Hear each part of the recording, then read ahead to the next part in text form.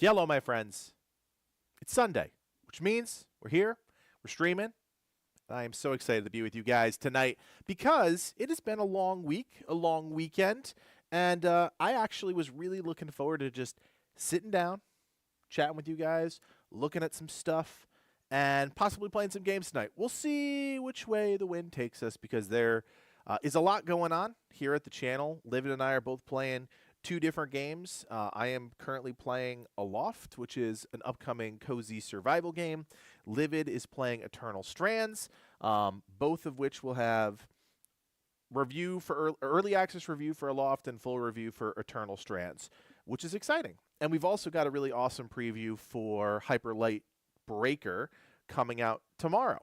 So there is a lot going on at the channel, which is cool, which I keep telling the guys, January is such a quiet month in this space, right? If you're a content creator, we all have games that we're playing right now. Marvel Rivals is huge. Path of Exile 2 is huge. But right now, January itself is incredibly quiet. And February just actually got a little bit quieter, right? I don't know if you guys saw the news that Assassin's Creed Shadows was getting pushed out to March, which, to be completely honest, is pretty brilliant. We all know, we've talked about this on the channel, right? Ubisoft needs a win. They need a slam dunk. That is the only way Ubisoft survives what's been going on for that company, is to get an absolute slam dunk with Assassin's Creed Shadows. Now, here's the thing. Here's what a lot of folks won't tell you. A lot of content creators might not tell you, whatever. If you just read Twitter, there is a huge chunk of people that love Assassin's Creed. And you cannot deny that. You just see the numbers from Valhalla. Yeah, Mirage was a miss, but Mirage was kind of this weird middle entry in the series, right? Because it was a remaster of the first game, but not really. It was different. And I don't think everybody wanted to go back to the Middle East to really explore that original story. It was good. I liked it. But if you're not looking for that classic Assassin's Creed experience, then you're probably not going to be that interested in that game. But Assassin's Creed Shadows, as we've talked about, is a game that is in a theme and a setting that people have been asking for over a decade. So for that game in February, now we're rewinding the clock 2 weeks, for that game to have to compete with Monster Hunter Wilds, Avowed, I know I'm missing other games, in Kingdom Come Deliverance 2, how could I forget that one? To compete with all of those was not a smart play. Who cares about the marketing, right? The gamers that follow these games, they know when things get released. So to push it back a month is not that big a deal. And I think it's interesting, we've talked to a few, industry people, right? Developers, publishers, whatever, and they think so corporate about this stuff sometimes. And that's funny coming from me, right? I have a background in corporate marketing. That's what I do when I'm not doing content. I understand where they're coming from, but what's more valuable to you? Having the runway to release a game with nothing else around it, no competition. We all know that gamers' attention span is 0.5 seconds at this point, right? Crazy short. So why want to compete with all those powerhouse games? Crazy to me. Just crazy. So Assassin's Creed Shadows getting pushed back to March. Super excited about that because it gives us a little bit more time to explore the things in February. I'm hoping to have a chat with the team that's supporting Avowed this week or next week, I think it actually is. So a lot of cool stuff that we're doing here at the channel. But like I said at the beginning, I'm pumped to hang out with you guys. And yeah, I just can't wait to dive into things with you guys tonight. So checking in with the chat, that one dude, 702, what is going on? Father of two, and Daddy Longlegs. I'm seeing a dad guy theme here, which is totally cool. As you guys know, I'm an old man at this point. I'm not young blood in this game anymore. Myself, Livid, Schmo, the guys minus Thick. We'll give Thick a pass. But the rest of us, we're old heads at this point. We've been playing games for 20 years and love talking about them, but we are definitely not the new kids on the block anymore. Napoli, what's going on? Welcome to the stream, guys. So tonight, I've got a lot of cool things I want to dive into. I have to start, of course, as always, with our subreddit. We are up to 25 members on the subreddit, which doesn't sound big, but I want to bring you guys back, right? When I was first starting out in my content creation journey, you have to understand that these things take a long time. Virality, right? The idea of going viral, it's great. Every content creator wants to go viral, but the reality is most of us, if not 99% of us, have to grind this out. And I talk about this all the time with the folks that we bring onto the team or just other content creators that reach out, which is not that many. I don't want to make it seem like a million content creators reach out to me. They don't. They don't care. We have a lot to learn too. We have not hit our stride necessarily in a number of different ways, but we're constantly working towards that. And one of the things that I thought about when I was, first starting out, way, way, way small channel, like sub 1,000 subscribers, was every person matters, right? Every single view, every single subscriber, every single whatever matters. And that's when I look at the subreddit and I see 25 members, I immediately snap back into that mentality, right? There's a real thing that happens as a content creator where you see things don't pop off the way that maybe you expect them to, and you get incredibly discouraged. I don't buy into that anymore. I don't buy into it anymore because, quite honestly, I can easily snap myself back into the mentality of like, hey, we need one more person. Let's get 25 to 27 by next week. And I'm okay with that, right? These things have a tendency to kind of hurry up and wait, right? There's a lot of growing time, figuring things out, building the process, and then all of a sudden something small explodes, and that creates your first opportunity, right? Legacy Gaming Reacts, what we're doing here on the stream and for the second channel, it's a growing process. It's going to take a minute, and, that's okay. That's okay. We still have the main channel. We love doing content on the main channel, of course. That's never going anywhere, and we're always going to be learning from everything that we do here on the channel. So I know that's a little inside baseball for you guys, but I thought you might be interested to hear a little bit more about, what goes on in my mind and how we kind of approach our channel, the way that we're expanding our channel. Obviously we've been doing a lot on TikTok. We've been having a lot of fun on TikTok.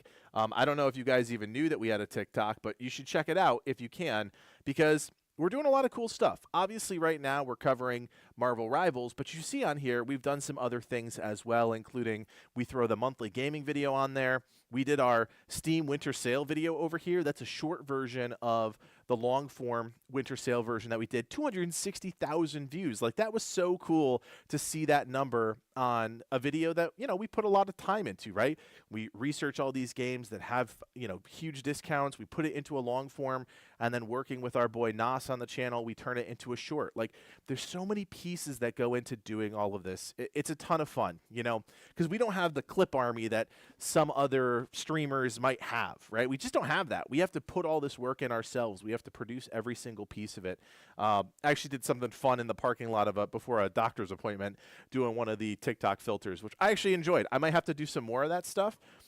Again, 1,000 views doesn't seem like a lot, but for me, I get excited about that. One, it's helping me step outside that comfort zone to talk to you guys a little bit more candidly, not script everything, right? Like, that's something that I've actively been working on through the stream, through the React content, but also I'm going to try that on TikTok too. So we'll see how it all goes. Anyways, the point of all of this was to say we have a subreddit. There are 30 of you watching, 31 of you watching. There's only 25 of you subscribed to the subreddit. So, ergo, there's 5 of you that we could add into the mix here.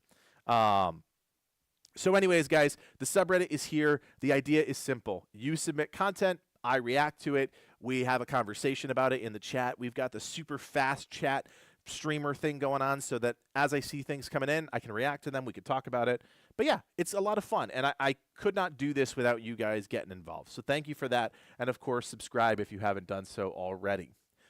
To start, item number 1 on the list today, Helldivers 2 motion picture adaptation. Now, this brought us to a Twitter post here from Hunter.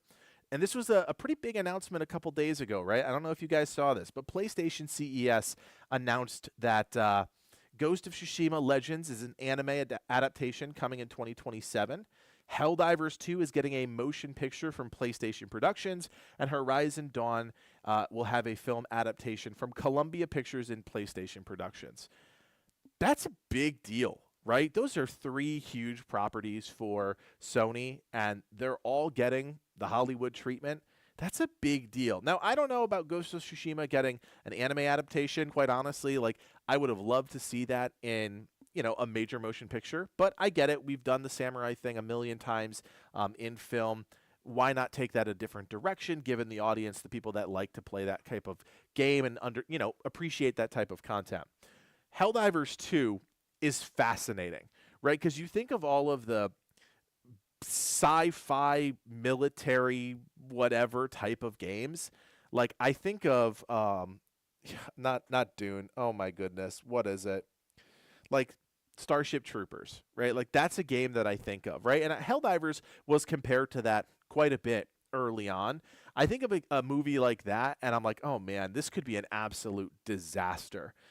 But I don't think anybody here in the chat would deny that Helldivers 2 had one of the most meteoric successes of 2024, right? It was the biggest game in February, March, probably even April. I don't remember the numbers off the top of my head. It was amazing. And then they just kind of bumbled the development, right? It's a live service game. Not a lot of developers do a good job with live service. They kind of fumbled the ball. And yeah, by the end of the year, they definitely brought a lot of the community back with the Illuminate expansion. But Helldivers 2 getting a movie, that's crazy. It's crazy because, the game itself relies on the campiness of it all, right? Of course, the action is visceral and intense, but like the actual story stuff, the stuff you would need to make a movie, doesn't exist. It's just a bunch of campy, overly patriotic, like short little snippets of things. So for them to be taking that and turn it into a movie is pretty crazy. I don't know how they're going to do it.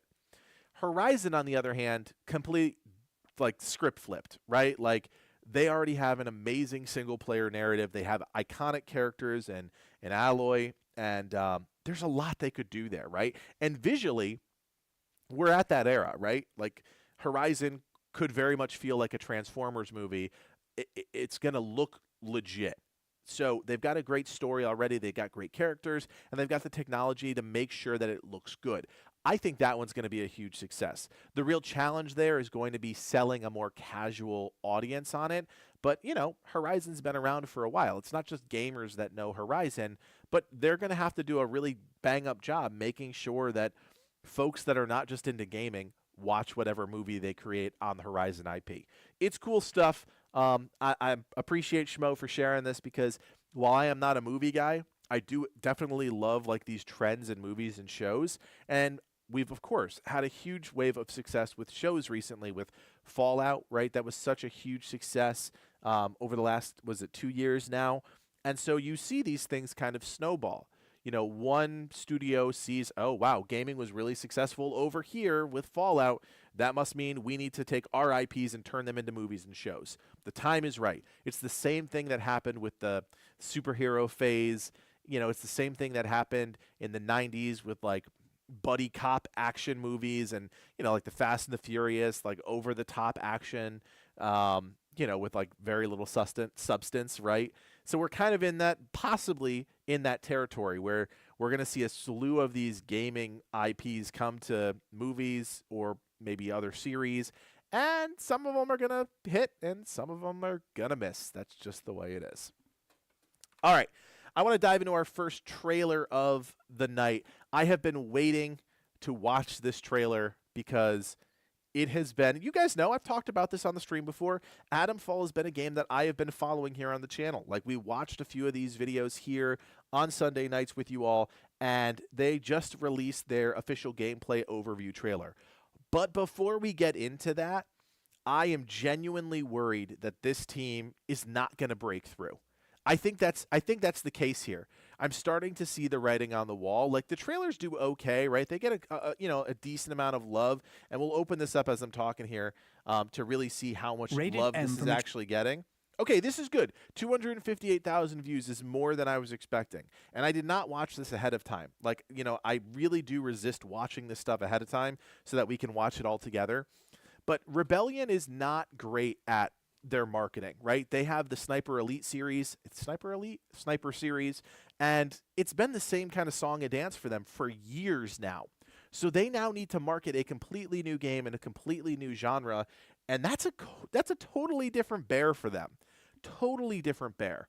So I'm really excited about this game. If you have not been checking out Atomfall, it's kind of like Fallout, but in the UK in a small, like, British town. So let's watch this one together. This is really the first gameplay trailer, giving us some insight into the systems of the game. And as you guys know, we are systems guys here at Legacy Gaming. Myself, Livid, the rest of the team, like, we care about systems. Story's great, aesthetic is great, but ultimately, if the game plays well, sometimes we can forgive some of the other parts of it. So 7.5 minutes, sit tight. If you have not checked out Atomfall in a while, I think this is going to be everybody's kind of first taste to really see the nitty gritty, the nuts and bolts. So let's do it. Mature. If you've been waiting for a special occasion to break out your hazmat suit, then look no further than Atomfall. Here at Rebellion, we are excited to introduce you to this new world and what it has to offer.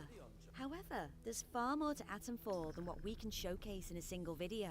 This is just a glimpse of what's to come. Atomfall is a brand new, single-player, first-person action survival game set in a post-war Britain. It will have you traversing the Lake District of Northern England, uncovering mysteries about the quarantine zone and the people that inhabit it. My name's Molly. I got some bits and bobs for sale. My name's Nat, by the way. Forgive me being curious of strangers. Atomfall takes place in a fictional quarantine in 1962, just 5 years after the real-life event of the Windscale Fire, the worst nuclear disaster in British history. However, in this altered version of history, there are more mysterious and sinister things at play behind the scenes, and you must uncover the secrets of what happened. It's up to you to discover the truth behind the disaster and figure out just how much of this world can be saved. It doesn't matter what else happened, as long as the truth of this place gets out. Before you can set out on that quest, you'll awaken in the quarantine zone with little knowledge about who you are, the life you've lived, and certainly... I gotta say, just very quickly, it looks better than some of the early gameplay snippets that were out there led me to believe. I'm actually really happy that it looks as good as it does here, like visually, right? Visually, it looks good because some of the early stuff, it felt a little like mid to late 2000s, and I was not impressed. But this is looking much better. Now, of course, this is a marketing video, right? They're going to record it in as high quality as they can, highest FPS, hopefully, that they can. It looks good, so that is a good sign. The strange new world around you. A rather nasty bout of amnesia. Minus some of the animations. I've seen since things went awry. Are you a law-abiding citizen? A terrifying menace to those around you? Oh, Or dang. are you perhaps someone just trying their best to survive in a dangerous, unfamiliar place? The choice is yours. And Atomfall gives you the freedom to embody any role. A village in one of the areas you will visit is controlled by a military group that was sent in to set up and maintain the quarantine after the disaster. A noble cause. But some might question the lengths they've gone to restore order. I shouldn't be gossiping about this stuff. Armed soldiers patrolling the roads of the village. Robotic sentinels on a hair trigger, prepared to attack at even the slightest hint of aggression. Oh! Villagers who live in fear as a result. Soldiers will string you up for anything these days, and my husband was exploring where they don't like you to explore. Does this group really have the villagers' best interest at heart? But step out of line, and I will revoke your liberties here just as quickly as they were given. Outside of the village is a lawless land Voice acting's pretty filled good. with bandits and cultists who don't care if you're friendly or not and will attack you on sight. Be cautious. There are so many things to consider on your journey through Atomfall. Exploration is a critical component of the experience, especially when it comes to your survival. The quarantine zone is in the idyllic countryside of northern England, but it is not as it once was. An abandoned rail yard, a derelict stone quarry, and verdant rolling hills contain more than just pieces of a prior civilization. As you explore these places, you'll find secret bandit hideouts, mysterious messages, secrets, clues, and leads that might help you figure out how the world fell apart. These can lead you to eccentric characters, secret hideaways, or even the rundown bunkers of the British Atomic Research Division. You'll never know when or where fragments of the bigger picture will be brought into focus, but you will always need to be on guard. These facilities may not be as populated as they once were. It's a cool visual here. However, the halls are often patrolled by the same robots used to patrol the rest of the quarantine zone, as Gotta well shoot as their backs, you can irradiated see it. feral creatures Big red that canisters. won't hesitate to tear you apart. You will also come across caves and underground tunnels that seem to have been affected by the Windscale disaster the most. Glowing plants and mushrooms cover the walls, floor and ceiling of these places, giving off a hazy fog that makes them more dangerous to traverse than other places you may go. However, the environment is not all you need to worry about. The same terrifying ferals found in the bunkers also live in these areas and will not stop to ask questions before trying to tear you apart. Be sure to be well equipped to handle these creatures and be extra cautious, as not everything is as it seems. You're trapped in the quarantine zone around the Windscale atom plant. How are you going to defend yourself against all these threats? You're going to need weapons, supplies, and materials, all of which you can find through scavenging the locations of Atomfall. However, if you truly want to survive, some things may need to be taken by force. The weapons you will come across include melee weapons, like the cricket bat, or ranged weapons, like pistols, rifles, Think you're good with that thing? and shotguns, Get this over with, Sharp. each with their own strengths and weaknesses. During your journey through Atomfall, you may even unlock the ability to upgrade your weapons and give them more power. The ammo for these weapons will be in short supply, so you must either find or craft what you need to survive. However, weapons are not the only thing you will need on your journey. You will gather resources, like cloth and alcohol, to craft various items, to heal yourself, or harm your enemies. Over time, you'll expand your crafting abilities to create more aggressive tools of self-protection. Other tools at your disposal include a flashlight to light the dark paths ahead, and a trusty metal detector to locate buried caches of supplies. A handy ping will alert you when one of these caches is nearby, signaling you to equip the metal detector and begin the hunt. When you aren't scavenging for materials or searching for buried treasure, you might also find various manuals that contain valuable knowledge. These manuals will imbue your character with new skills across 4 categories: ranged combat, melee combat, survival, and conditioning. Even at the end of the world, knowledge is power. Careful selection of which skills you focus on will determine your playstyle and the path you carve out for yourself in Atomfall. We won't be going fully in depth on these skills and what each one entails right now, but as you progress, you will need to pick and choose what type of playstyle you want to focus on in Atomfall. I really should stop talking. No personal, but you can't trust anyone too much these days, can you? We hope you enjoyed the first glimpse into the world of Atomfall. Leave a comment with what you are most excited to see when the game releases on March 27th, 2025. Atomfall will be releasing day 1 on Game Pass, Xbox Series and Xbox One consoles. You can also play on PC through Windows, Steam and Epic Games, as well as PlayStation 5 and PlayStation 4. Stay tuned for an upcoming video that will delve deep into some of the gameplay mechanics we mentioned here. This is going to be a game you don't want to miss out on. All right. Wow. Man. Okay. So I was pretty quiet during all of that because I was really soaking it in. I got so many thoughts, guys. Man, it's crazy. The first thing I think I just have to say, because it's the first thing that popped in my mind, was, sure, it looks like Fallout, right? But it's not the scale of Fallout. And I think it's really important to remember that, right? Because, and the developers are setting themselves up for this, right? They are setting themselves up to be directly compared to Fallout. They made that decision.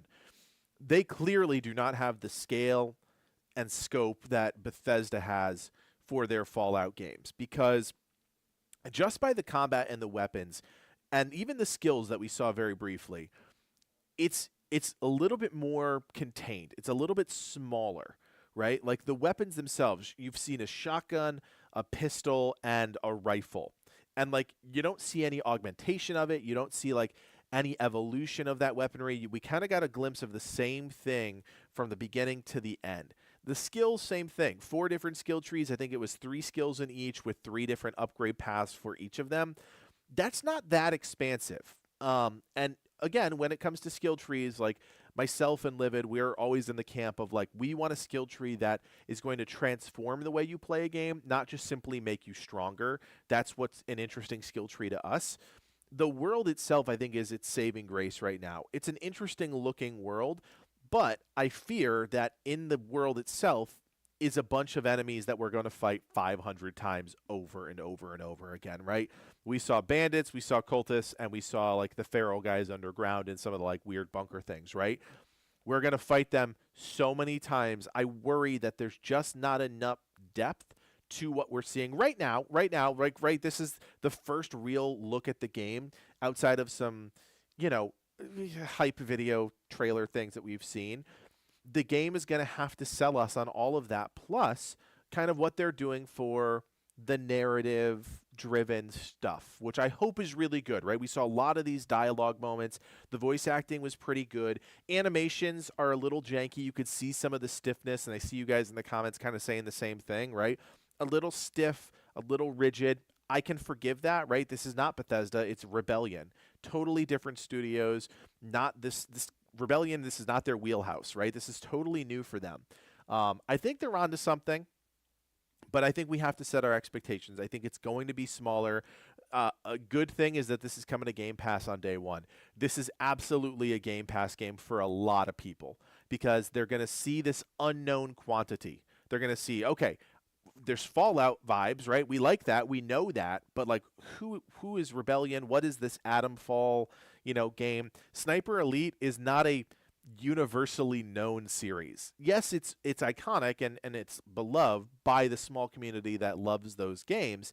But like, we're not talking, okay, this is EA's next big adventure, Activision's next big adventure. No, it's Rebellion's. And like, that's going to mean something to a lot of players who aren't necessarily in tune with every single game that's coming out on a daily, weekly, monthly basis, right? I really like the way that the world is looking. There's a lot of sameness to it, right? Like, okay, you're in the rolling hills, we've seen the town, and then we're in a bunch of bunkers and stuff. How are they going to differentiate that? How are they going to make it feel unique? Hopefully they do that through the characters, the items that we're unlocking. They're going to make these things feel a little bit different every time we do it. Fallout, one of the things that Fallout did that was so great was they made the instance parts of the world so different from one another, right? I think of Fallout 4 and how really every single location that you were instanced into, right, any of the dungeon type things, they played so differently. They didn't play differently. That's not the right way to put it. They were thematically different. They all fit into the Fallout bucket, but how they were presented was pretty good. That one dude, 702, exactly. It's a good B game. On Game Pass, I think it's going to be one that a lot of folks are going to check out. I hope they do, and I hope we get to play it early. Now, this is competing with Assassin's Creed, right? This is March 26th. Assassin's Creed is March 20th, so there is a little bit of competition, but I think they're different audiences, right? Sure, there's some crossover, but they now have their work cut out for them to convince folks that they should play this game. Game Pass will absolutely help with that. So for $50, I don't know. I think Game Pass is the play here. We're going to have to see a lot more of this game, some deep dives, some raw gameplay, all that good stuff. We're going to try and bring you guys maybe some preview stuff of this. Maybe we can get in with the developers and bring you guys some stuff early. Who knows? But it's a cool looking game. I hope it continues to kind of show us what it's made of, and hopefully it's a little deeper than what they showed in this trailer. But it's a good first taste of what the game has to offer. So, again, Atomfall, March 26th, Game Pass, and pretty much everywhere else minus the Switch. So, cool-looking game and good first look. All right, let's take a break here. Checking in with the chat. What'd you guys think of that game? So, it's the new Fallout? Yeah, kind of. A little bit. Looks kind of stiff. Yeah, I felt the exact same way. Animations and movement. It felt like a Bethesda-inspired game, but, like, not quite there, right? And yeah, I agree. The animations, the movement were a little clunky. You could tell some of the coding, of like the patrol guys, a little rigid. yeah, so I like it. I'm going to keep an eye on it for sure. We'll see. We'll just see how deep it gets, right? We'll see how deep that rabbit hole goes. All right, gonna jump back into our stuff here. We got a number of trailers to check out. Not a crazy list this week, but a decent enough list. Studio update: Transformers Reactive. Schmo, appreciate you putting this on there. I have no idea what Transformers Reactivate is.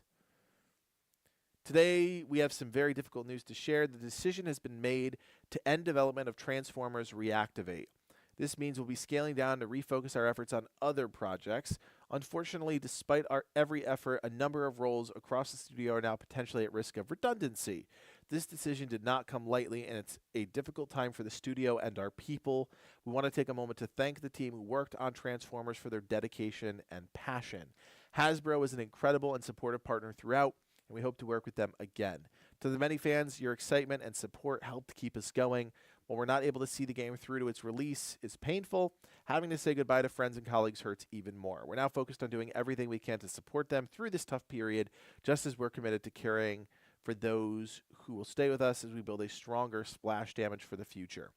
Okay, I have no idea what this game is. We're going to see if we can find this game. I don't know what I was trying to search for there. Transformers Reactivate. Oh, okay. All right. We've got something. Oh, there's a video with 22,000 views with it being dead. Oh, there's another one, 70,000 views. Okay, so apparently people were following this. There's a cinematic trailer from 2 years ago that had almost 400,000 views on it. It's a minute long. Let's get acclimated, and then let's pour one out for a game that's not going to ever release. Let's do that. Let's do that together. Here we go. This ain't working. We should melt it down for ammo. And we're live. Come on, big guy. Sequencing at 17%.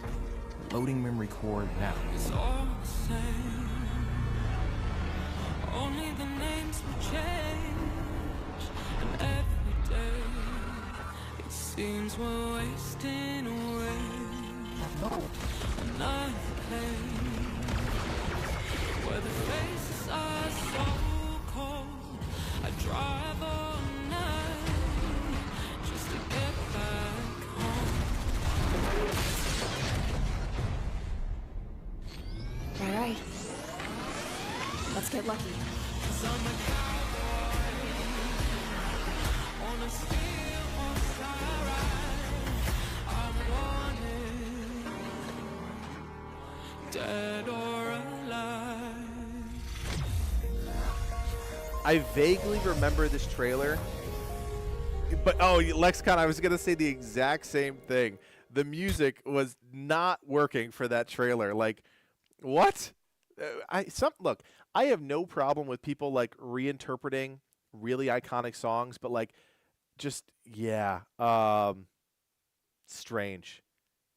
Strange, very strange. I hear that there's leaked gameplay. Let's see if we can find that. I don't know if that's going to be possible to find.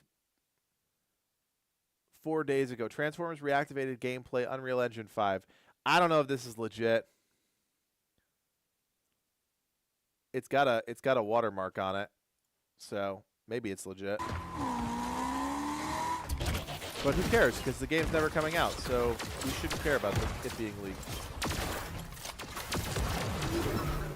Was it a PvEVP game? Like, what is happening here? Very rough, obviously, right? We're looking at a dev build.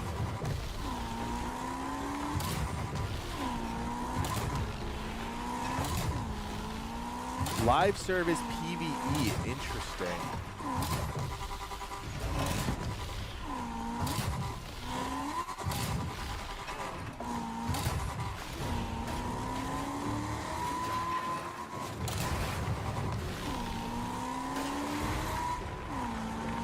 When does it get good?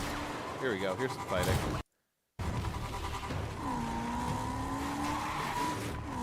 Come on, shoot something.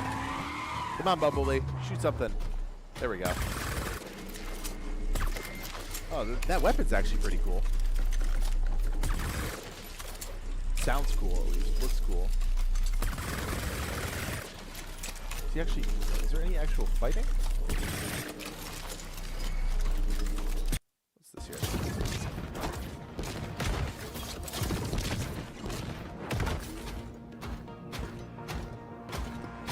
Oh, this looks like the hub area.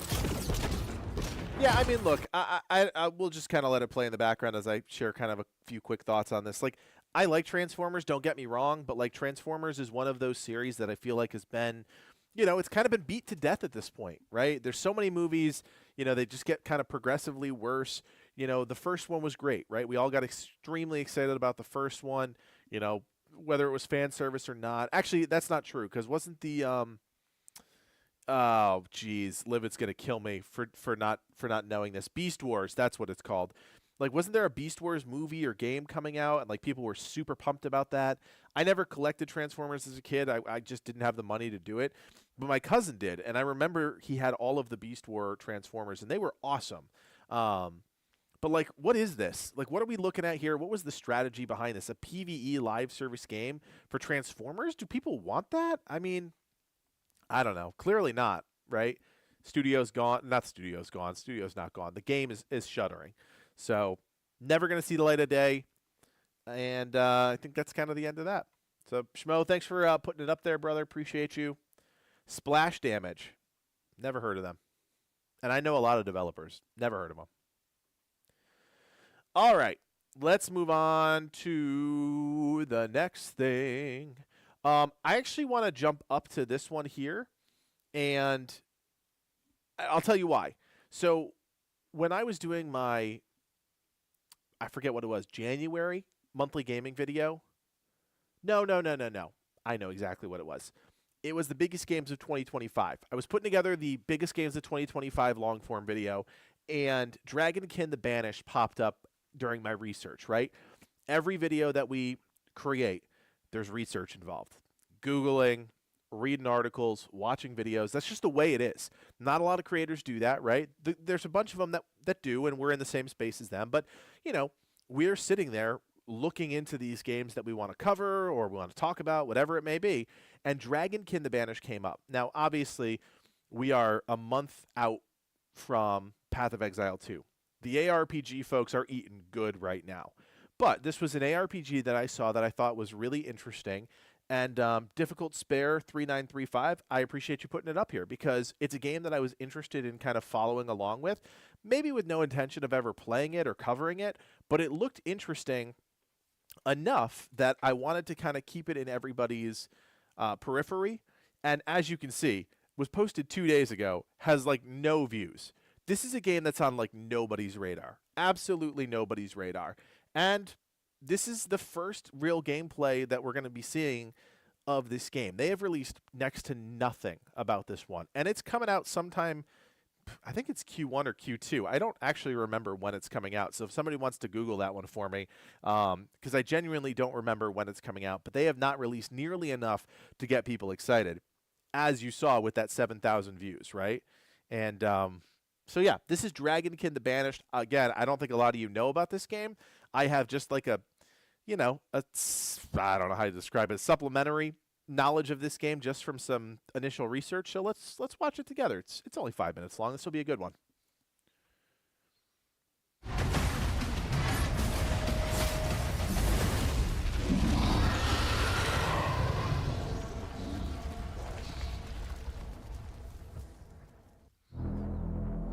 J'espère que vous avez apprécié le trailer qu'on a diffusé hier. Je vous retrouve aujourd'hui pour vous donner un peu plus de contexte et de détails sur Dragonkin. Avant de rentrer dans le vif du sujet, je préfère rappeler que Dragonkin est prévu de sortir le 6 mars 2025 en accès anticipé sur PC et des versions Xbox Series et PS5 sont prévues pour plus tard. À Echo Software, nous sommes des passionnés de jeux vidéo, et en particulier de hack and slash. Après plusieurs jeux en action top-down avec la série des How to Survive, nous sommes lancés dans notre premier hack and slash avec Warhammer Chaosbane en 2019. Dragonkin représente notre volonté de nous dépasser avec un projet encore plus ambitieux, avec notre univers, nos mécaniques et notre histoire. Nous avons axé le développement de Dragonkin autour de trois piliers. Le premier, une mythologie autour des dragons. Le deuxième, un theorycraft accessible mais profond. Et le troisième, une progression sur plusieurs plans. Pour rentrer dans les détails, commençons avec le premier pilier, les dragons. Toute l'histoire de Dragonkin tourne autour des dragons bannis et de leur influence sur le monde. Leur voix et leur sang ont des propriétés particulières qui peuvent corrompre le corps comme l'esprit. L'univers de Dragonkin s'est inspiré du mythe du dragon sous toutes ses formes. Et vous verrez que le bestiaire, les décors et les personnages reflètent cette diversité. Mais attention, tout n'est pas aussi manichéen que ce qu'on pourrait le penser. Ce ne sont pas que des méchants dragons oppresseurs contre des gentils humains qui se défendent. Au lancement de l'accès anticipé, vous aurez le choix entre 3 personnages. Le premier, l'auteur de Mon Dragon, est un chevalier qui se prépare depuis son plus jeune âge à libérer l'humanité de l'influence draconique. Il est équipé d'un arsenal pour le moins ardent.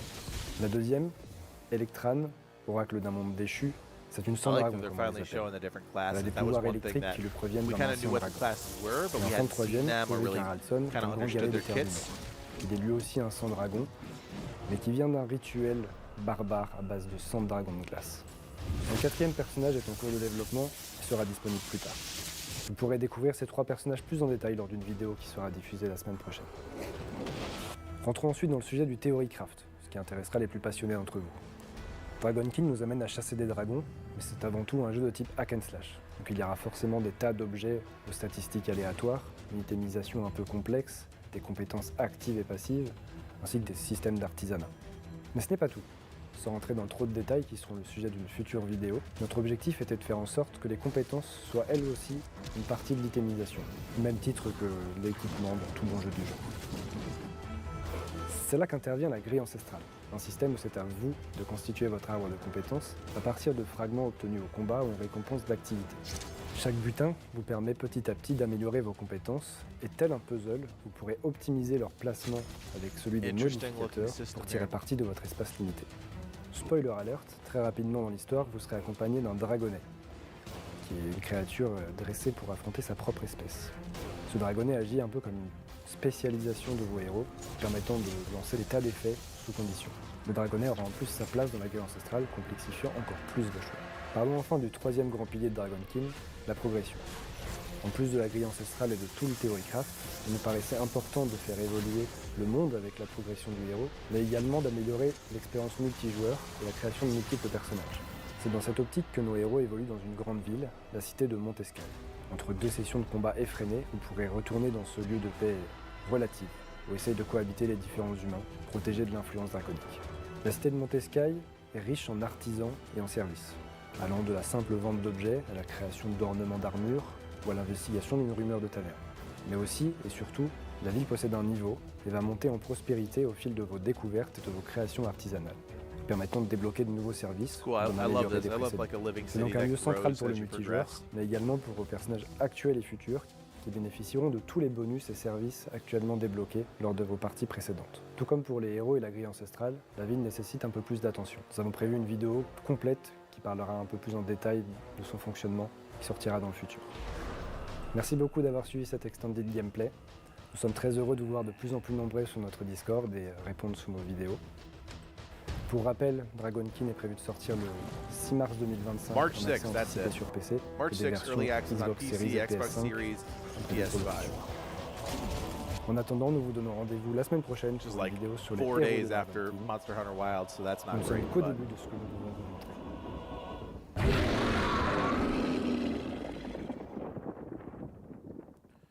Yeah, I mean, so again, I know a lot of you guys probably didn't know that this game even existed. I thought it looked really cool when I was doing my 2025 research, and nope, we're not watching basketball. Not right now. I forgot to loop it. See, I can't even remember the simple things that Schmo teaches me how to do. So yeah, the game itself I think looks pretty interesting. Again, I know a lot of you guys in the chat have been playing Path of Exile 2, so those of you who have, 200 plus hours, cough cough Schmo, like, feel free to weigh in, because I haven't played an ARPG in quite a while. Like, Wolcen and Diablo 4 were my last two, and, like, Wolcen was the one that I really went hard into. I like that there are these smaller companies that are trying to do something like this, right? Like, when we think of ARPGs, we think of Path of Exile, we think of Diablo, and a couple other ones, but, like, those are the two big ones, right? So anybody else that tries to get into this space, not only do they have a big mountain to climb, but they have a really challenging audience to develop for, right?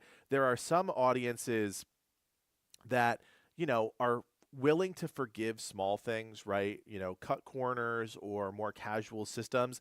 The ARPG crowd is not one of them. The ARPG crowd is one of the most ruthless crowds I think you will find, especially when it comes to developing content and then, you know, again, just being in the content creator space. Like, I remember us covering Wolcen and being woefully unprepared for what it takes to cover an ARPG and the depth of detail that you have to go into when you're covering a game like that.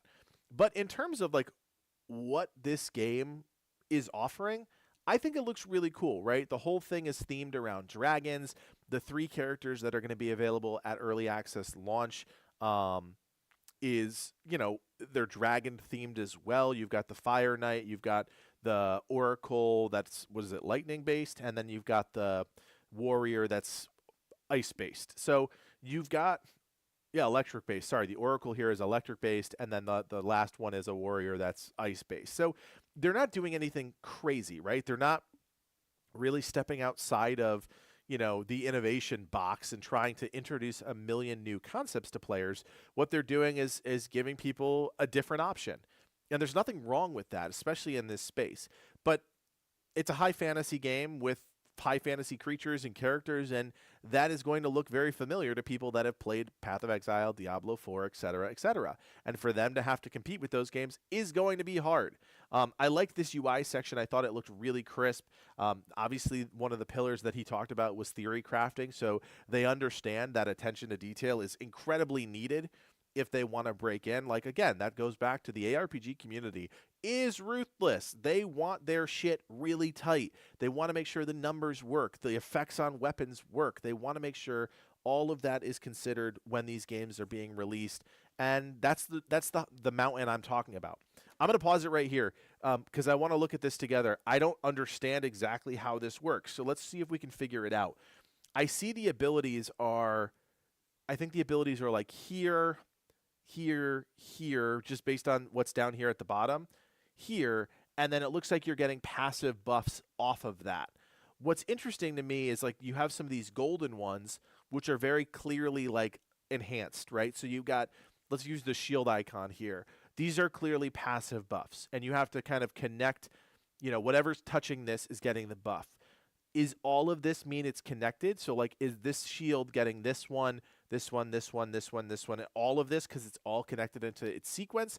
Or is it only the things that are directly around it? Hard to say.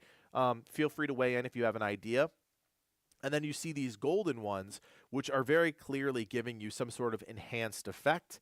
And then it's hard to tell exactly. Like, I think red is probably, I don't know what, I mean, obviously the colors mean something, right? You've got red, green, yellow, and then your gold, and then your abilities themselves.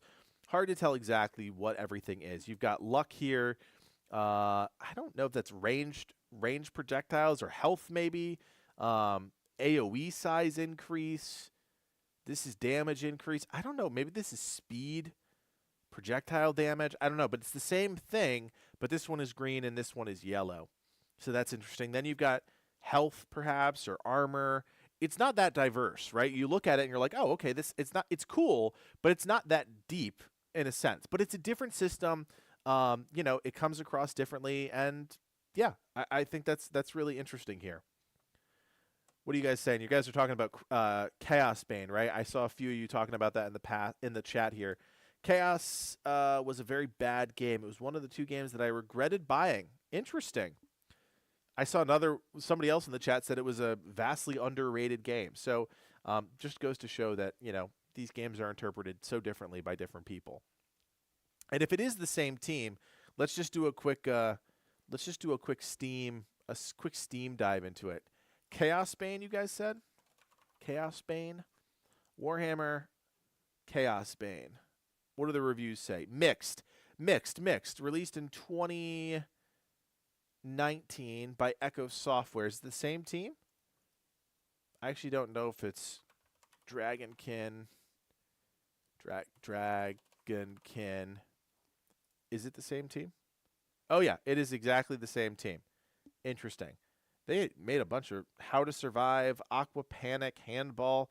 What a weird... Maybe this is all... Is this all Nexon? No, it's all developer Echo. Very strange. Welcome to Paradise. Oh man, a lot of mid games apparently.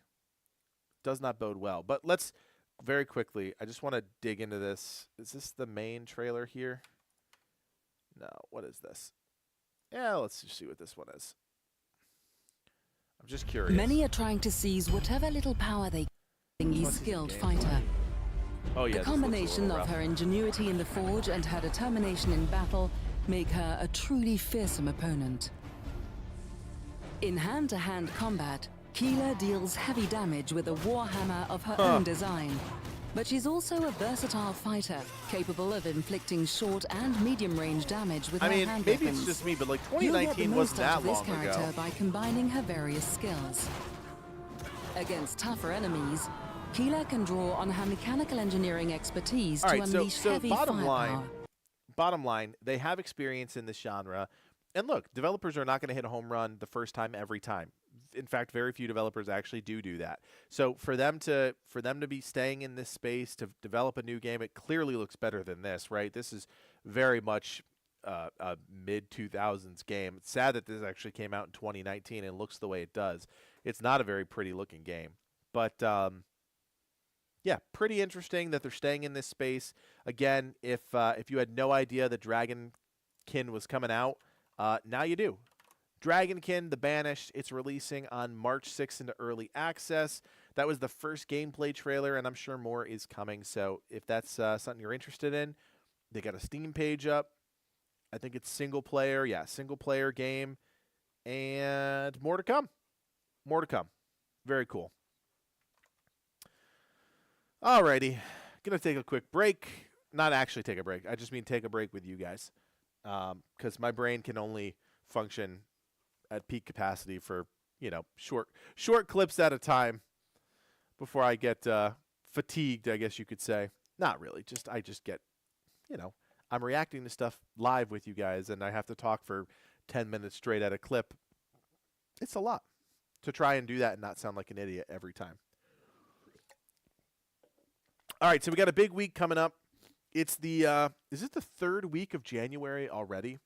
Crazy. Absolutely crazy. It is freezing up here where I live. I hope you guys are staying warm wherever you are. I know there's a lot of snow going on. Of course, there's the wildfires out west, just terrible stuff. But, we got to keep going. We got to keep forging ahead. That's kind of like my motto. Just keep going. Eventually, the ship will right itself. And, yeah, I don't know. It's going to be a crazy week for sure. All right, let's dive back into some trailers here. Assassin's Creed Shadows. I figured since we talked about it, we might as well check out what Difficult Spare 3935 posted here about the parkour system overview. And I just want to point out, we now have 27 people on the subreddit. So my little speech at the beginning of this did actually work. If you are not subscribed to the subreddit Legacy Gaming, you should do it, right? We already gained 2 members tonight, and there are 43 of you watching. So I can't do math, but there are at least 20 of you not subscribed to the subreddit, just following along. You could lurk. I don't care if you lurk. But, of course, I would love for you to at least post one thing a week, right? That's the idea. You post one thing. We react to it on Sunday. We drop a video sometime during the next week on the second channel. So there's 44 of you currently watching the stream, 27 of you in the subreddit. You guys do the math. All right? All right, so Dabs, what's going on, man? Welcome to the stream. Appreciate you stopping by. And see, I knew it. I knew there was going to be one of you out there that confirmed what I said before. There is a huge chunk of people that want to play Assassin's Creed Shadows. And I do not care about the noise around this game because I have played pretty much every Assassin's Creed at least, 75% to 100% of the way through their games, right? Valhalla, I think we have 100 plus videos on the channel for Valhalla. Mirage I played and covered. I wasn't making content back when Origin and Odyssey came out, but I've played both of their games. Assassin's Creed Shadows is going to do very, very well. It just is. And you can you can pay attention to the noise if you want. You could believe the noise if you want. But at the end of the day, like we do with every single game that we play, we're going to play the game. And we're going to tell you how we feel about the game based on the game, not based on what other people want you to believe about the game. And that's the shit that I just cannot stand anymore. And, you know, it happened a lot with Dragon Age this year, and I get it. But you know what? It cannot happen with every single game. Yes, I understand. We want Ubisoft to be better. We want Ubisoft to be, you know, the pinnacle of where they were as a company 15 years ago. That's not the case. This is Ubisoft's last shot. This is it right here. If this game flops, they're done. They'll go private. They'll downsize. Whatever the hell they're going to do, they may cease to exist. This is their last shot to do it. And this is the series that they have built their company on. Like, let's not split hairs here. Assassin's Creed is single-handedly the thing that has helped Ubisoft get to where it is. That's it. That's it. The other series, The Crew and Rayman and Prince of Persia, good, right? No problems with them. Yeah, well, some problems with them, but like good, but not enough to grow the company the way that Assassin's Creed has helped them do. So this is their last shot. So they are going really hard, showcasing everything about the game ahead of its launch. This is a crazy article.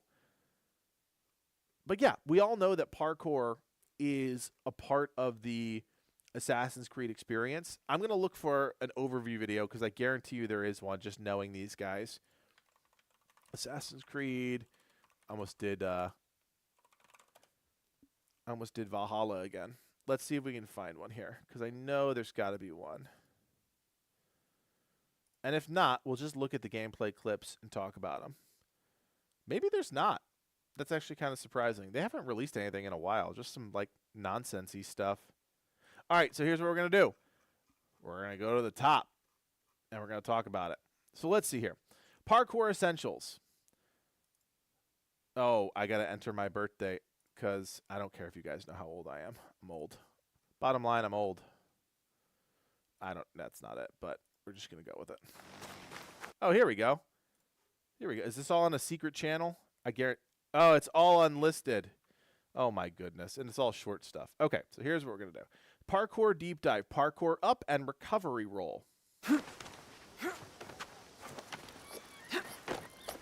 mean, looks smooth. Yeah, okay, we've seen that before. Nothing new there.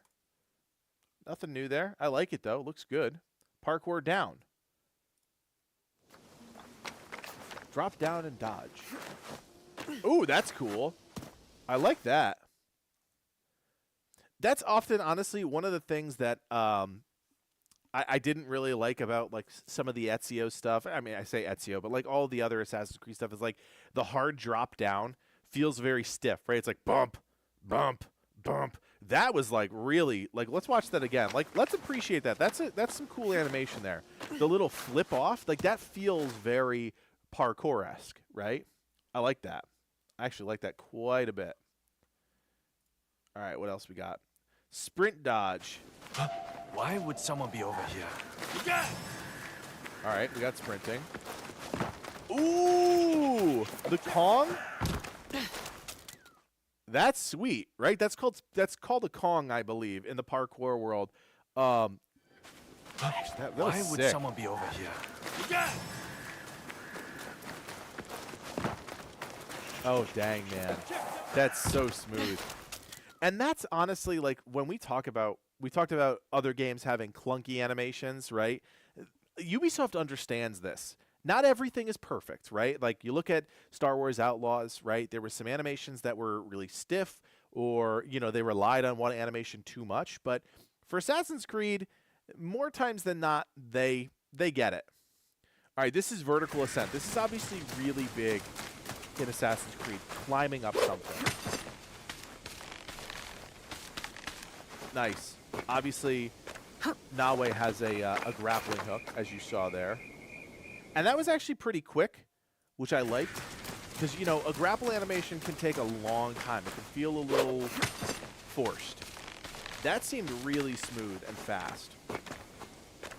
And it also looked to kind of auto point, you know, like where it was going to attach to. She didn't have to look up. I mean, she looked up here cinematically, but she's not actually looking up. She just hits her LB, I think it was, and then boom. She's climbing up, and then here's your classic Assassin's Creed climbing up a building animation. So that, I think that's going to smooth out some of the climbing stuff well enough. All right, we got the hook swing next. Yeah, LB for the grapple. All right, not bad. A little slower than I thought it would be, but I mean, it looks intentional, right? It doesn't look like you're going to be using this non-stop.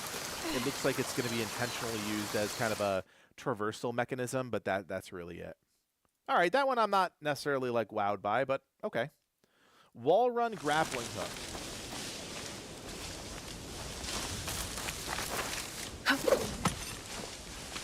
Oh, that's kind of cool. I see what they're doing.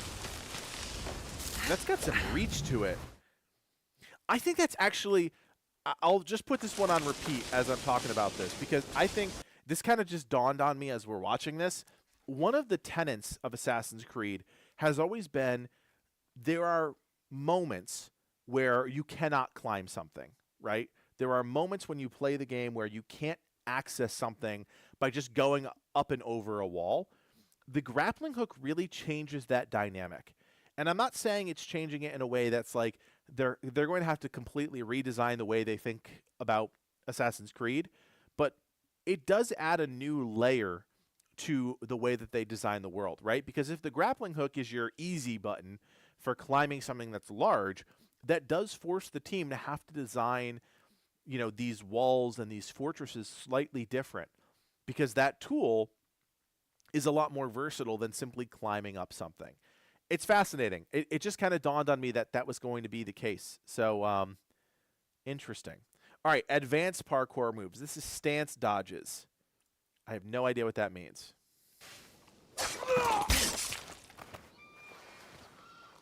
I don't know what I just watched. I mean, I like that she was prone and then, like, literally just rolled and killed that guy. Like, that was kind of cool. Let's see what they say about this. Both Yasuke and Naoe can perform directional dodges while moving around in crouch stance. Okay, so it is. Covering more terrain faster and avoiding potential attacks. However, only Naoe has access to prone directional dodges, allowing her to roll forward, side to side, or slide backwards, extending her evasive abilities. Okay, that's kind of cool. I get it. I get what they're going for. I get it. The parkour down backwards dodge.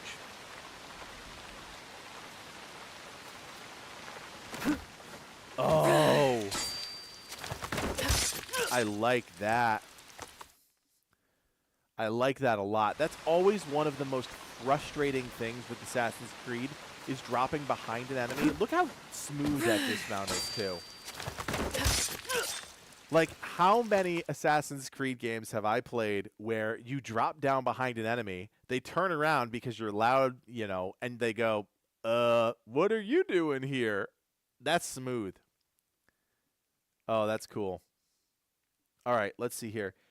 Parkour down high structure something.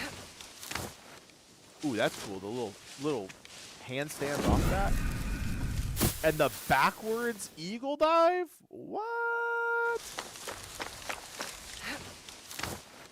Dude, that like handspring off the building is kind of nuts.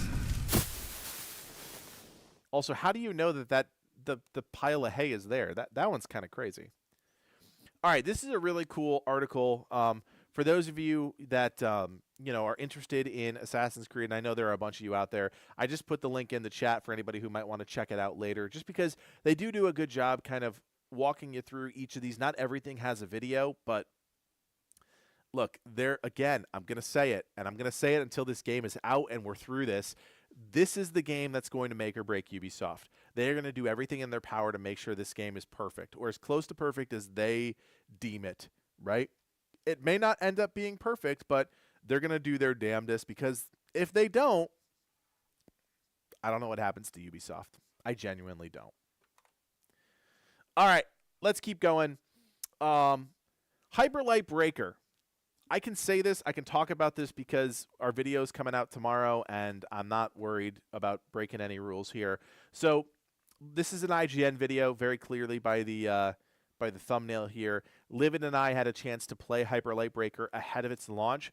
Our full-length preview video is on the main channel tomorrow. So if you want like a 10-minute deep dive into our experience, we played with one of we played with one of the developers, and he really walked us through things without like holding our hand. He saved us on a few different instances, but like ultimately Livid and I kind of had the autonomy to do whatever we wanted for, I think it was like 2.5 hours, 3 hours of us doing it. So let's check out the game itself. This is one of the boss fights called a Crown. And I'll kind of explain to you guys what's happening. Oh, it looks like they released both of the boss fights. Not a lot of views on this, which is surprising because Hyper Light Breaker as a game actually had a lot of views on the trailer. Over 1 million views on the initial announcement trailer and subsequently a lot of views on some of the follow-up content. But they've been quiet. They've been really quiet on this marketing front. We tried to get our video out there sooner. We tried to push them. They didn't want to do it. Fine, whatever. But, you know, ultimately, this is a new product for this team. This is Heart Machine that's developing this. They're backed by Arc Games, same team that published Remnant 2, Remnant from the Ashes, you know, a game that obviously we play here on the channel. This is a very different type of game. So let's check out. This is the boss fight against Dro.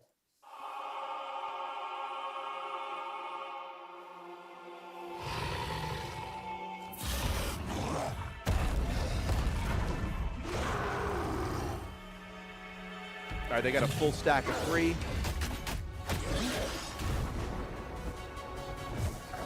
Super smooth.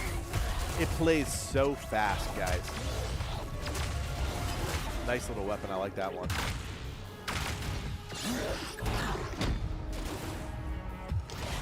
Yeah, Dro's legit. These guys are all fully kitted out, too. Like, they all have awesome weapons.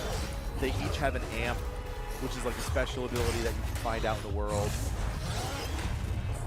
Very clearly know their stuff.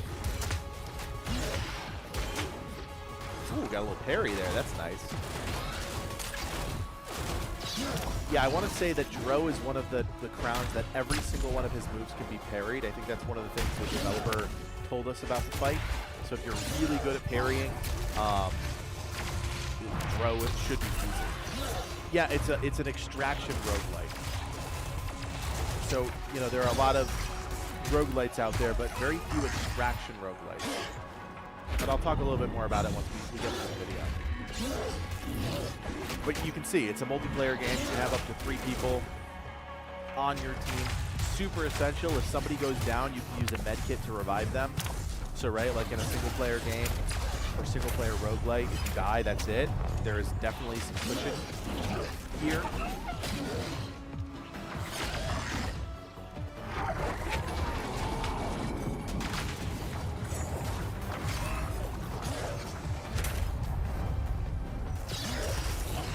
It's not PvP. It's not a PvP extraction game. It's a PvE extraction roguelite. So you're not fighting other players in the world, but you do have to extract. I'll talk about it in a second once the Dro fight is over. They're taking this very slow. They're very clearly trying to showcase his abilities. Like, he should be dead by now.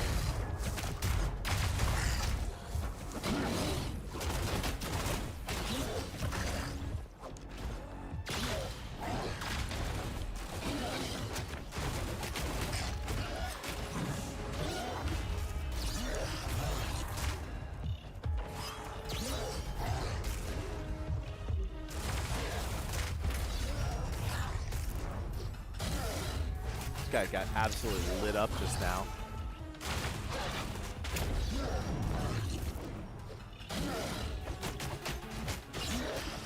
These crowns are no joke. They do have a lot of health.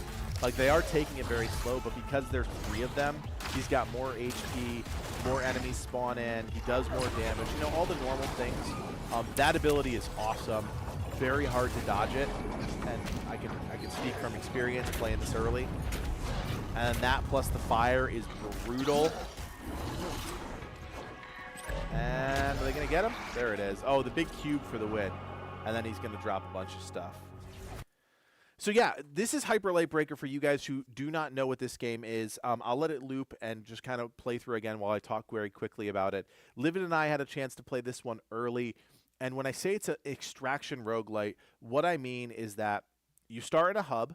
You get yourself all loaded out, you get yourself all kitted up, and then you drop into the world, the overgrowth. And you have basically 7 lives to explore the overgrowth and everything that the overgrowth is hiding. And then if you die those 7 times, the overgrowth will kind of respawn procedurally generated, right? So the first time you spawn in, you get this big old map, and that's your world to explore. If you die 7 times, that world will reset, and you'll get a new world the next time you log in.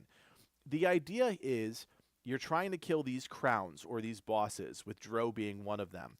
And then eventually, you're going to be able to fight the Abyss King. But you first have to defeat the 3 crowns that are protecting him. So Dro is one of them, Exum is another one, and that's all that's in the early access that's launching next week. But once you defeat the 3 crowns that are protecting the Abyss King, he becomes vulnerable and you can kill him. The game itself is really fun. The action is really good. The content is not all there yet, obviously. It's an early access game, but some early access games are more fleshed out than others, right? This one definitely feels like the combat, the systems are sound, but the what like you can do in the game is not all there. Like I said, there are 2 crowns and you have all of the overgrowth to explore. What you're not seeing in this is all of that overgrowth action, right? This is an instance area where you're fighting Dro, but outside of this, you have a hoverboard and a glider. You're exploring this big old map across 3 different biomes, and you're going to all of these points of interest as you're trying to get new gear for yourself. And your gear, which you can see in the bottom right, you have a melee weapon, you have a ranged weapon, and then you have an amp and a PsyCom. So your amp is like a special ability that you find out in the world. Then, of course, your melee and your ranged weapon. You don't have a ton of ammo called batteries in this game, so you have to find a lot of that during these fights, which is why all of these little enemies are in the game, because they're going to refresh your battery. You have to be able to fight in both melee and range. That's one thing that Livid and I learned very quickly. You've got your dodge, which is essential for any roguelite for the most part. But then you also have a parry, depending on the character that you're playing, and those amps, those special abilities. So the cool thing is you're building out your loadout based on the playstyle that you want, but it also is dependent on the items that you find out in the world. And hitting all of those points of interest, you're going to find different items, but the challenge is, as you're doing more in the world, the Abyss King is getting pissed at you, and he will continuously send out more enemies to come fight you. And that's where the extraction part of this game comes in. So the more you're fighting out in the world, you kill a mini boss or, you loot some stuff, the Abyss King gets mad, and there's all sorts of random effects that can happen during a run. One of them is he can port in like a bunch of enemies, and if you're already fighting some enemies and then you get enemies that port in on top of you, it's intense. Like very intense, and it ramps up and gets harder and harder. And again, Livid and I both played this together, and we are pretty good at these types of games, and we were getting overwhelmed very quickly. Now, the idea here is that you're getting better gear. There's a progression system that's making you stronger so that you can live longer in the overgrowth. It's all very cool, and it works really well, but you have to kind of give it reps. You can't just go in and do everything the first time. You have to go in, find that limit where things are starting to kind of push you to your breaking point, and then you have to extract. Now, the kicker is your extraction is actually like a landing pad, and you have to extract and fight a bunch of enemies before you can leave the dungeon. If you die while you're in the dungeon, you lose all your stuff, right? Like any extraction game. But if you extract successfully, you take all of the loot with you. And all of that loot's really important because this is Hyperlight Breaker, for those of you asking in the chat here. If you die, you lose durability on your items. The items that you have do not persist forever. So each item, for the most part, has 4 pips, let's call them. And every time you die, you lose a pip. So that weapon that you love may be your favorite weapon, but if you die, you lose 1 pip of durability, so now you only have 3 chances left. And I mentioned before, the map only has 7 lives in it, right? So if you die 4 times, you're losing that item, but you still have a few more attempts for the map. So it's a really cool game. There's a lot of really cool ideas that I like with Hyperlight Breaker. It's still a little thin, and that's honestly what concerns me the most about the game, but they said they knew that this was going to happen. This is why they wanted to do early access. They're going to add a ton of games. They're going to add a ton of different characters. I should point out the different characters don't all have different base abilities. What they have is access to different PSICOMs. So PSICOMs are special slottables that are kind of distinguish your character and your class, but everybody can use every weapon, every melee, every ranged weapon, every hollow bite, which is like the passive effects that enhance your character, and the amps. The only thing that's different with each of the characters is the PSICOM, which does give you some very unique passive mechanics. Like, you know, for one, I'm trying to remember it exactly, but basically it's like for every ranged attack that crits, the next ranged attack is an automatic crit. That was one that only the mercenary character, which is the blue-haired guy right there on the right side of the screen, could access. So those PSICOMs do give your characters unique attributes, but they're not totally boxing you into a playstyle, or, you know, they're not so unique that you have to stay with one character because you're going to be, you know, dead in the water without it. Anyways, this is Hyper Light Breaker. Like I said, we will have our full-length, long-form preview video out tomorrow with 3 hours of hands-on time with the game with the developer. So make sure to check out the channel. You know, you're going to see it around probably 9:30, 10 in the morning. I forget when the embargo is. And, yeah, the game comes out on the 14th, so you don't have to wait long if you do want to check it out. All right. I love talking about a game that I actually have experience in. That was way easier than talking about a game that I have no experience in. Surprising, I know. I want to jump up here. Hold on, I got to take a sip of water. My mouth is like absolutely dry as a bone right now. Hey, we're up to 29. Guys, we're crushing it. We're absolutely crushing it. There are still 45 people watching the stream and only 29 people sub to the Reddit. Oh, I'm absolutely drinking on the job. There's no doubt about it. There's drinking on the job happening. This was just a water break because the mouth is like dry as the freaking Sahara Desert at the moment. Like I was saying, we got 29 people on the subreddit. Can we get it up to 30 by the end of the night? That's all I ask. I don't ask for much. Like I said at the beginning, it's one person at a time that joins the subreddit, you know, is part of this community. That is such a huge part of why we're able to do this, right? And the idea here is, yeah, nope, we're not doing that. Not doing that. We are definitely not doing that. Nobody wants to see me bald. I promise you that. But yeah, anyways, there are 40-something of you watching the stream. Only 29 of you sub to the subreddit. The subreddit is the basis of what we're doing tonight. We're looking at stuff that you guys submit. We're talking about it. We're reacting to it. And, yeah, if we get to 30, I don't think anything special will happen. But I'd be excited about it.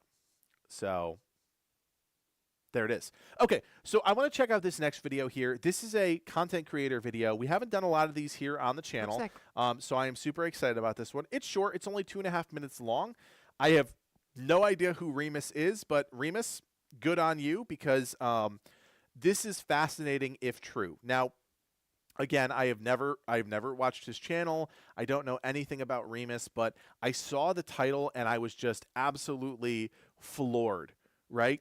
It now takes 882 hours to unlock a new champion in League of Legends. If that is true, that is egregious. That is just terrible. And I understand.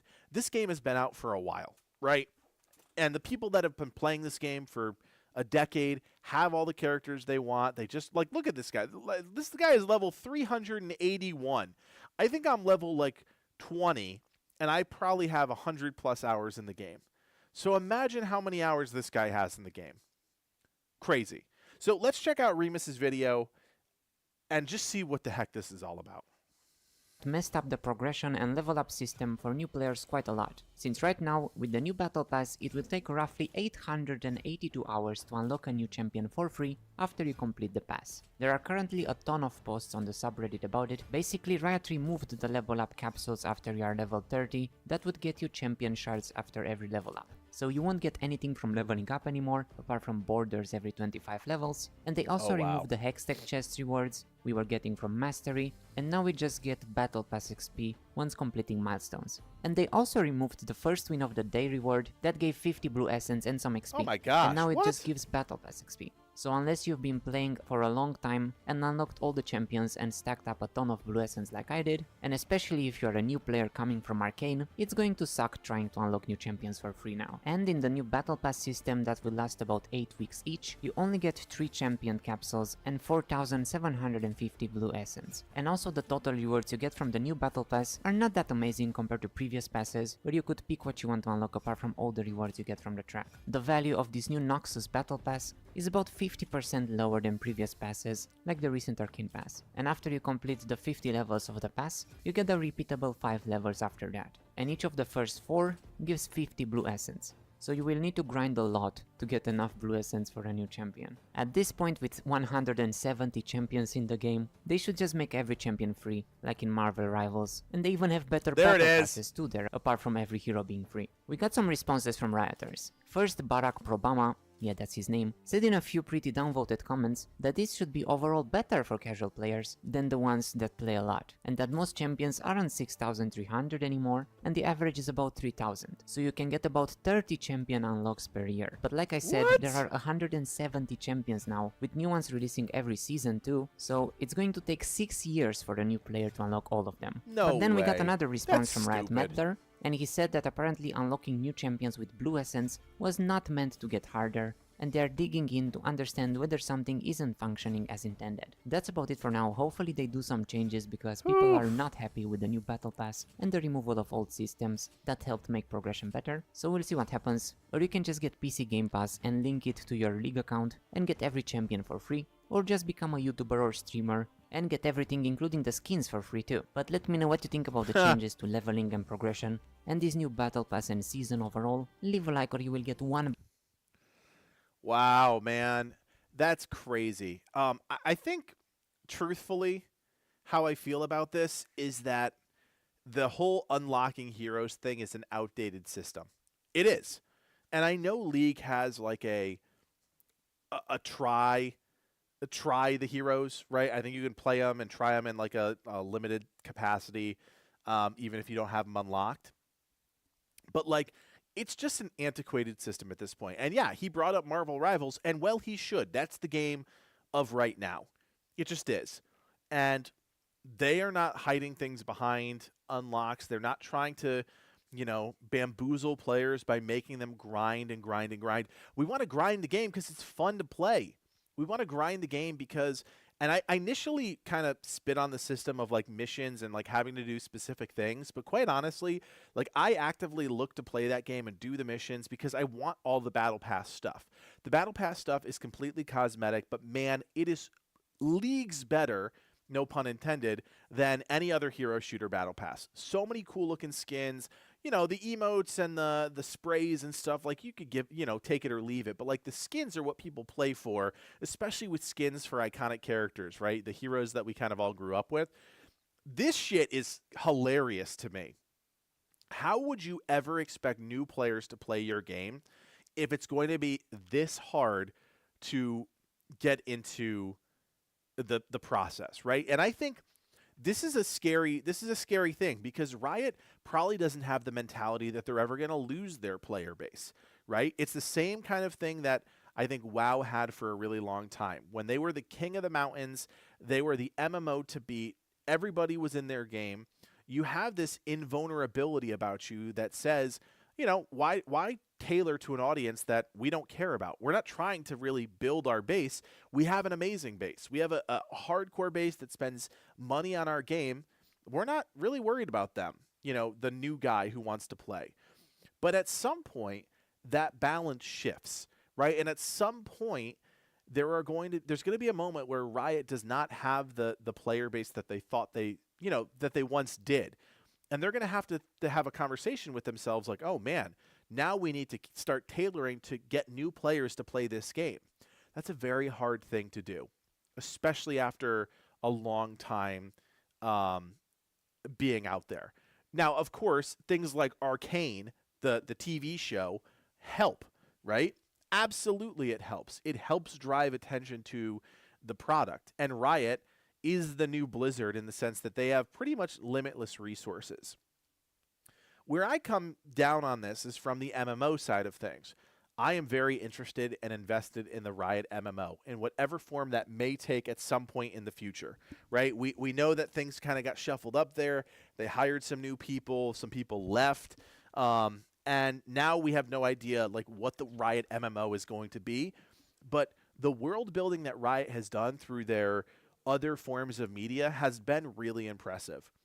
So for League of Legends to be the thing that feels antiquated, right, because of some of these like really not predatory systems. I don't know if you'd call it predatory systems. I don't know enough about the inner workings of the monetization to call it predatory, but like the way that they're trying to space out people getting heroes, like, no, screw that, man. Like, your game's been out for a decade plus. Like, I get it. You're adding a hero every season, but 170 heroes and you're going to slow walk that out to players? That does not feel good. And again, they don't have that problem. They're not really concerned about new players, but when those new players do come, or when they do need those new players, which at some point could be 5 years from now, could be 10, could be 20, when they need those new players to pick up their game, they're going to have to change their mentality, because they're going to have to reach out to them and somehow get them to be invested in their game. And, you know, hiding their heroes behind these insane grinds is not the way to do it. So it's a fascinating article, fascinating update to their game, and appreciate Remus for putting this all together, because, yeah, I had no idea this was going on. I saw this pop up on the feed, and I was like, oh, man, wild. Just absolutely wild. All right, I'm refreshing. We did it, guys. We got to 30. Hell yeah. Thank you for not leaving me hanging tonight. I appreciate that. Whew. All right, what are you guys saying about this? Yeah, I had no idea. Game Pass equals free roster. I did not know that either. I find that to be interesting, but I get it, right? I totally get it. It feels so old to lock people out of the gameplay. Just give the full roster and focus on making sick cosmetics. Yeah, couldn't agree more. It's not like their skins aren't already egregiously expensive. Yeah, I mean, I don't know how much their skins cost, but, you know, I'm sure they're crazy expensive. Yeah, I'm sure they're crazy expensive. All right. This is probably going to be the last one of the night, guys, because I think this one is pretty... They had a $500 skin. Get the hell out of here. Somebody link it for me. I got to look at that. There's no freaking way. $500 for a skin? Get out of here. I'm sorry, man. Like, I don't develop games. Like, I've never been in that space. How the hell can you charge $500 for something that is not for charity? League of Legends fans are flabbergasted at the new $500 Ahri skin. All right, here it is.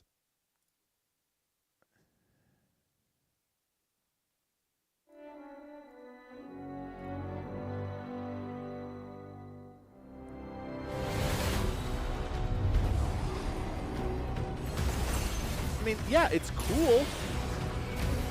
I would pay $5 for it.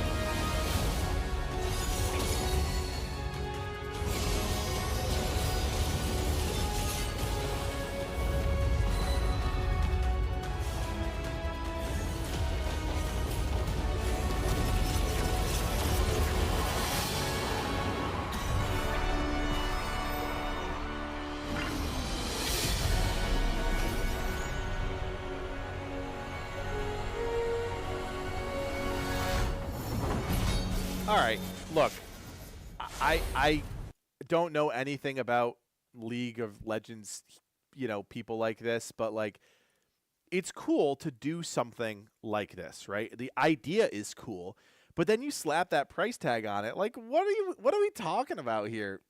Unbelievable. Unbelievable. And of course, I would imagine the memes were absolutely hilarious at the time. Oh, this was from last year. Shit. This was like not, I thought this was like from 5 years ago. This was last year. Unreal. Just crazy. I have no words for something like that. I really don't. Ugh. Just crazy. All right. Last thing on the list tonight, guys. I wanted to include this because it's a little older, but you know what? We've talked about wanting to play Monster Hunter Wilds here on the channel and cover it. We have... Oh, Shmo's telling me. Hold on, I gotta refresh something. Do I gotta refresh this? Can I refresh this? There we go. It's working now. Sorry about that, guys. Chat was not working.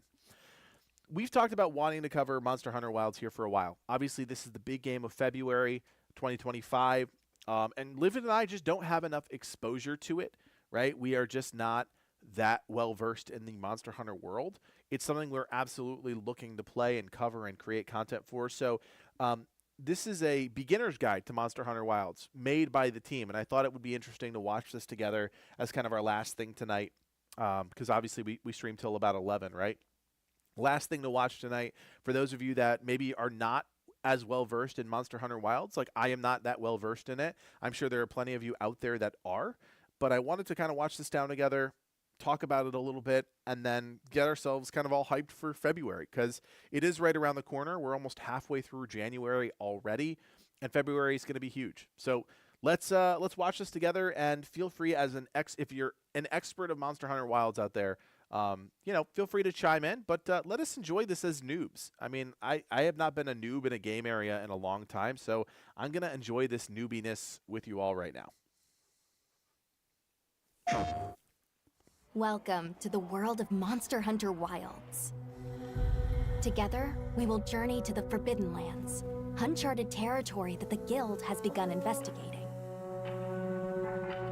The Forbidden Lands were believed to be uninhabited until just a few years ago, when a boy named Nata was found there and taken into Guild protection. Nata was all alone after escaping an attack on his village by a mysterious monster, and the Guild has assembled an expedition to investigate. It seems we must do a more thorough investigation. Our objectives will be to investigate the monster, known as the White Wraith, and to rescue Nata's people, known as the Keepers.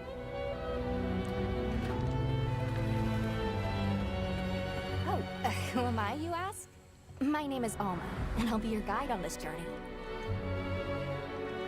Are you ready to step into a world of adventure? Let's go!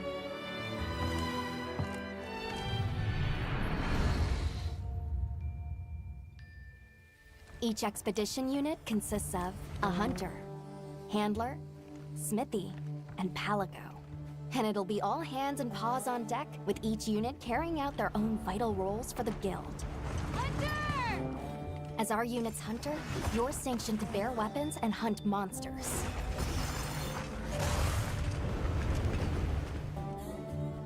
And as your handler, it's my responsibility to manage your quests, authorize hunts, and ensure that you have all the information you need.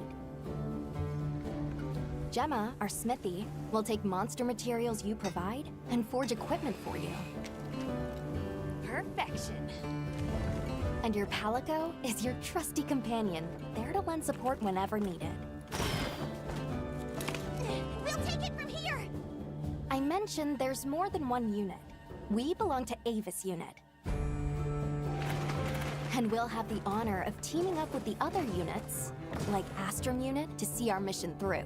That's cool that there's other squads like that. I had no idea. Special assignments to some of the other units from the expedition, mine included.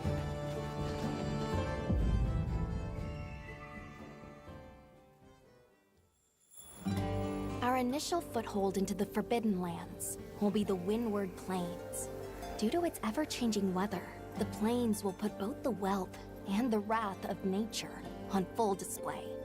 During the fallow, ravenous carnivores battle for every scrap of food, and a phenomenon known as the sand tide conjures thunder and lightning. After the storm comes the plenty, a time of abundant life and fertility. With every shift in the environment, the creatures of the plains change their behavior to adapt and survive. To succeed in our expedition, we'll have to be every bit as observant, versatile, and resourceful. I like that, kind of like a dynamic zone that's changing. The creatures A change rich, based on the weather. diverse ecosystem has arisen from the Windward Plains' unique climate. The Doshagama, for example, form packs centered around an alpha. Taking on multiple large monsters at once is a recipe for disaster. In order to face the alpha in a more ideal situation, it's wise to disperse the pack first. In sandy areas, you'll encounter Balahara. Their flexible bodies allow them to maneuver freely in and out of the sand. They're capable of creating quicksand traps. Unfortunate not just for hunters, but for any large monsters that get Oh dragged wow, into them. that's kind of cool. You may also encounter Chotacabra, toad-like Chotacabra. monsters that favor the more rocky areas of the plains. These monsters apply sticky saliva to their forelimbs and then fortify them with minerals. The Chotacabra's sizable tongue, while crucial to its survival, is also its biggest weakness. Don't miss your chance to attack when the tongue is exposed. Huh. Nature has one rule. You're either the hunter or the hunted. That goes for monsters too, as they battle for supremacy. Oh, big old spider. In the Windward Plains, one creature sits squarely at the top of the food chain, Ray Dow.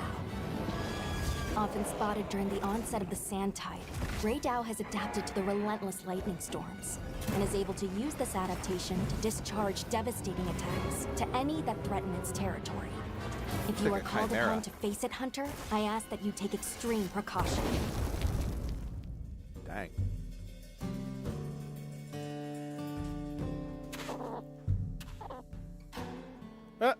While out on hunts, you might spot some small creatures at your feet, or perched in the trees.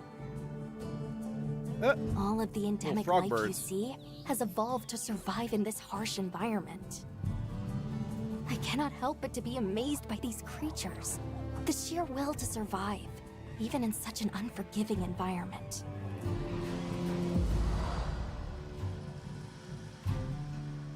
I thought there was going to be more to that. Nope, just cute Let's little talk things about that the you can look at. expedition's base camp. This is the heart of operations, where you can do practically everything. That's such a whether it's Capcom crafting move. weapons and armor or resupplying provisions. One tool that's sure to come in handy out in the vast expanse of the plains is the pop-up camp. While limited in number, I like the these animation, provide a that's sort cool. of home away from home while out in the field.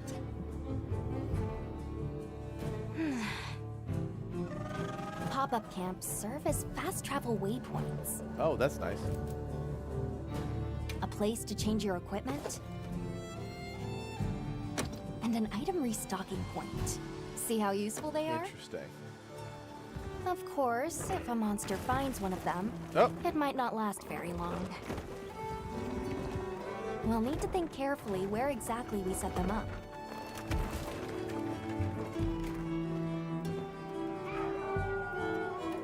In our travels, there's a chance we'll cross paths with the people of the Windward Plains.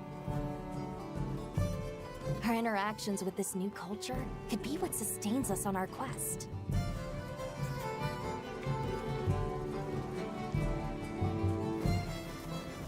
An incredible adventure awaits, with new monsters, new friendships, and awe-inspiring vistas.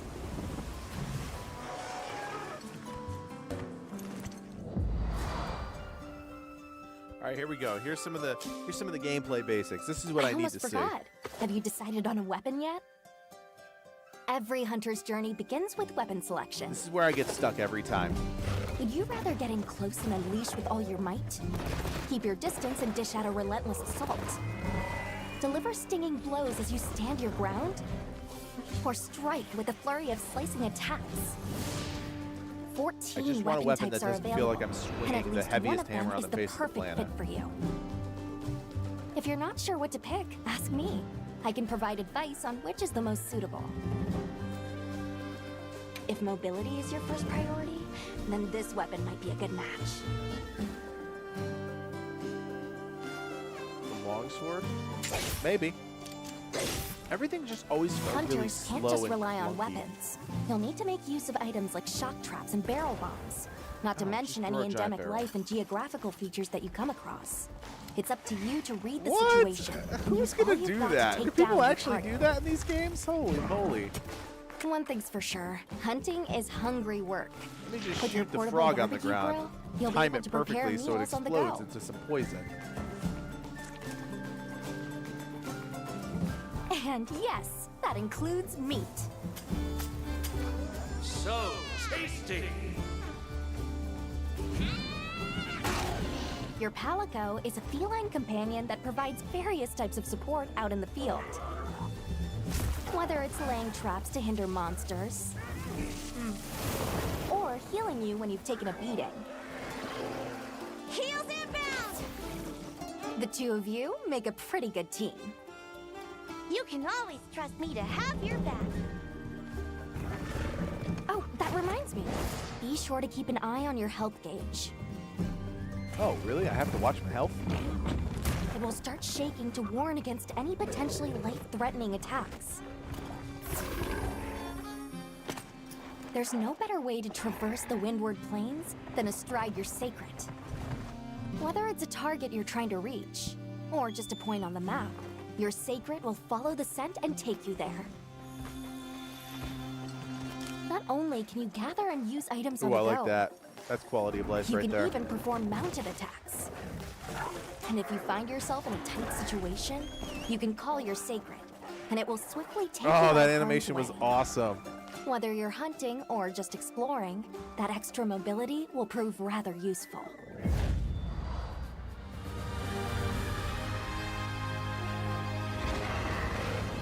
If you're struggling to face a monster alone, you'll be able to call for reinforcements. Fire an SOS flare, and up to 3 hunters will race to your side to assist with the hunt. In multiplayer, you'll be connected online with a team of hunters from around the world.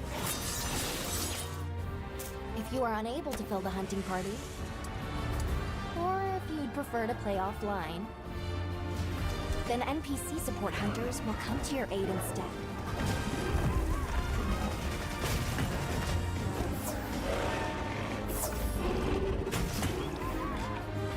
Hunt monsters and harvest materials from them.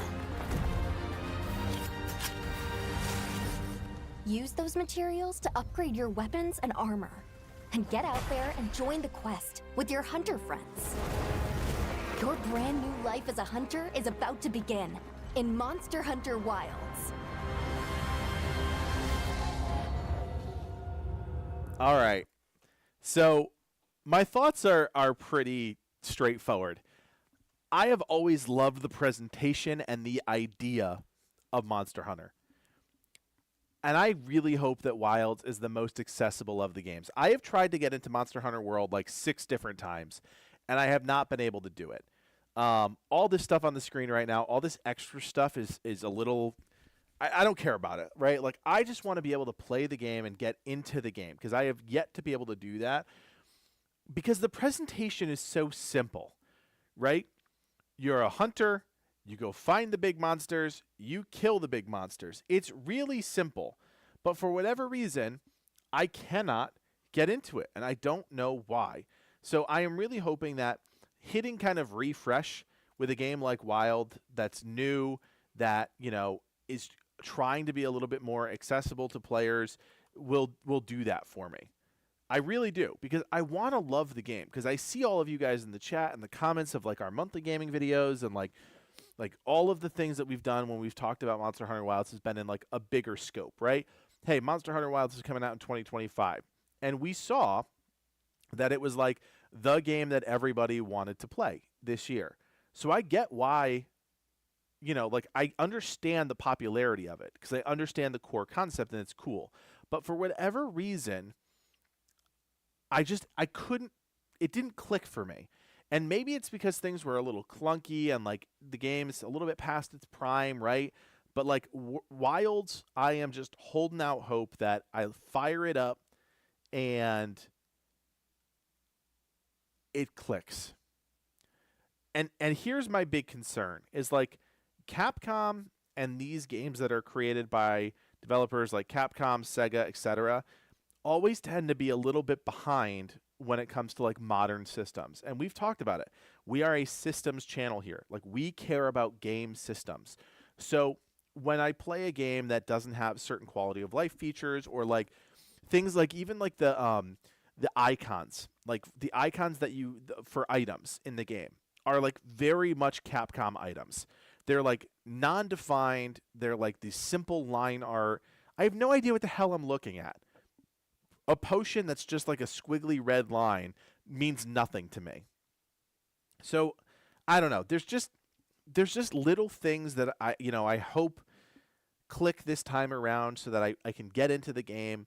And of course, you have to play any game for a stretch of time before you can really judge it, right? Like we wouldn't be good creators if we reviewed a game after 5 minutes, right? Like nobody would take us seriously. So when we do play this game, we're going to have to play it for a really long time to really understand everything. Its intricacies, its positives, its negatives, what they're doing differently than other games. Of course, it's a hugely unique concept. Dauntless tried to do it. It failed. Monster Hunter is tried and true at this point because there is a formula that works. It's just not a formula that's clicked with me yet. And I am hoping that Wilds does that. So this did not really reveal anything new to me. I have been excited about playing this game and giving it a shot for a while. I think a lot of you guys are as well. And again, I'm approaching it from somebody who has not been like immersed in this series for a very long time. I want this to be my first foray into it. And I want this to be like that transformative moment where I'm like, yes, I am now a Monster Hunter guy. We'll see if it happens. I hope it does. I really hope it does because, again, I understand why it's popular. It just hasn't clicked for me yet. But maybe it will.